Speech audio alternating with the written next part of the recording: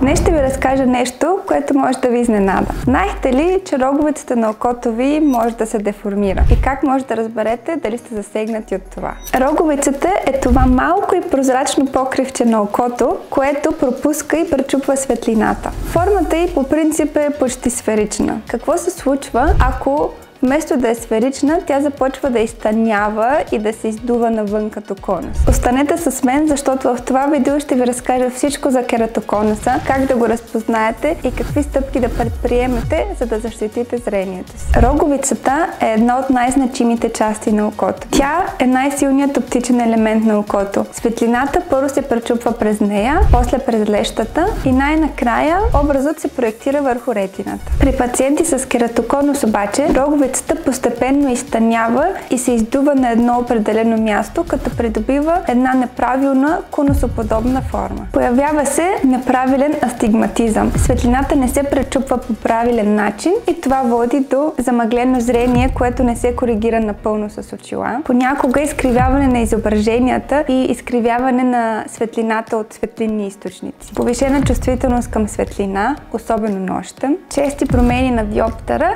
и астигматизъм. Ако виждате двойно и затворите едното си око и все още виждате двойно, това е монокулярна диплопия, което е типично за кератоконус. Не само за него, но се появява и при кератоконус. Причината за появата на кератоконус не е напълно изяснена, но най-вероятно включва комбинация от генетични фактори и фактори от околната среда. Наличието на роднини с кератоконус значително повишава риска от развитието и хроничното търкане, особено при наличието на алергии, е добре документиран рисков фактор за развиване на кератоконус. Кератоконусът е заболяване, което се появява през тинейджърските години или началото на 20-те години, което съвпада с значителни хормонални промени в човешкото тяло. Състоянието с времето бавно прогресира, докато не навлезе в стационарен период след около 40 годишна възраст. Младите имат по-голям риск от влошаване на кератоконуса в сравнение с възрастните. И промените в роговицата обикновено са асиметрични. И двете очи са засегнати, но в различна степен. Основните методи за диагностицирането на кератоконуса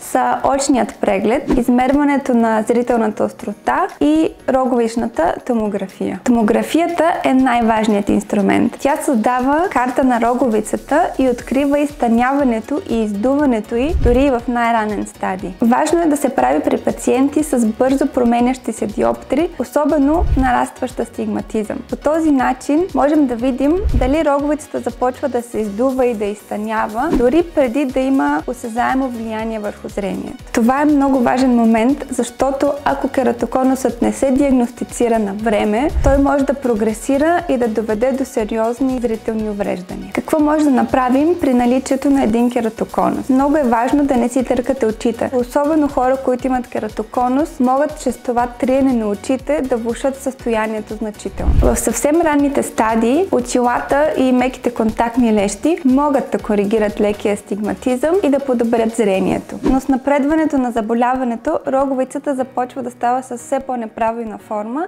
и затова тези опции може да станат по-малко ефективни. В следващите стадии на кератоконуса използваме твърди газопропускливи контактни лещи, които именно заради твърдината си създават една по-гладка и равномерна повърхност върху изкривената роговица и позволяват за по-ясно виждане. Това всъщност е изборът за повечето пациенти, които все още не са на етап оперативна интервенция. Крослинкингът е метод, при който с помощта на витамин B2 или още наречен рибофлавин и UV светлина можем да укрепим роговицата и да спрем изтъняването й. Важното тук да отбележим е, че крослинкингът не възвръща нормалната форма на роговицата. Той просто я стабилизира с надеждата да се забави или да се спре прогресията на заболяването. В тежки случаи, когато другите методи не помогнат и роговицата е прекалено тънка или даже вътрешната мембрана на роговицата се спука, трябва да прибегнем до трансплантация на роговицата. Това е и последната стъпка, която може да предприемем за лечение на кератоконус. Кератоконусът може да изглежда страшно, но ако се открие на време, има начини за лечение. Важното е да се правят редовни очни прегледи и да се наблюдава прогресията на заболяването чрез роговицата роговична томография. Най-добре е да се обърнете към специалист, ако забелязвате промени в зрението, които не се коригират с очила, ако почувствате, че сте по-чувствителни към светлина, имате нови или странни зрителни ефекти, като двойно виждане или изкривяване на изображенията. Ако сте имали подобни симптоми и някой, който познавате, страда от кератоконус, споделете това видео